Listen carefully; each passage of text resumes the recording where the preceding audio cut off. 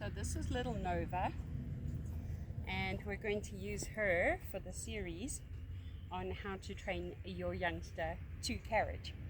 Okay, but before we even get anywhere near the carriage, there's a lot of homework that you want to have done.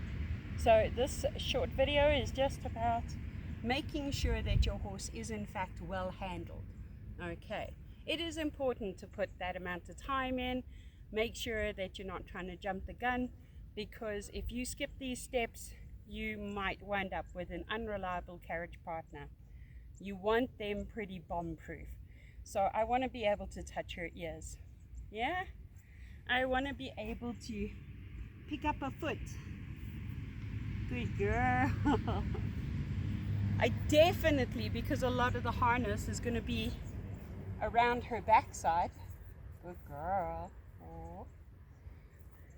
I definitely want to be able to touch all around the back legs, fiddle with her tail. These things, they seem so basic. They are so important later on. She's going to have stuff touching under her belly, so is she okay with that? All of this is going to produce a really nice animal for you to be able to start working with. So do make sure your basic handling is done.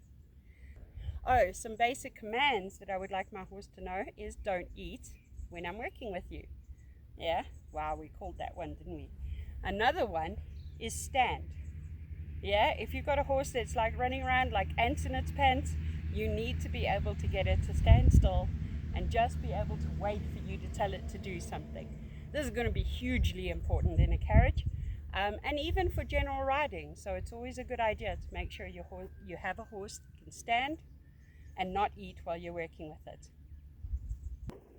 Training from your horse's perspective is very important. We need to understand that horses are very good at picking up movement, but not necessarily identifying.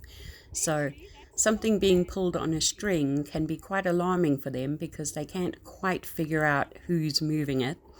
So these are good things to know when you're training, and to expose her to things like this, but do it in a calm manner, she'll start to look to me to tell her whether or not things are dangerous. And this amount of trust is very helpful when we start the training phase. This I still consider to be my playing around with them stage, which is very important for building trust. Remember, when looking for a good carriage driving horse, that it is going to come down to temperament and training. And temperament we can't always help, although as a beginner, look for a nice solid horse, yeah. But training is something we definitely can affect.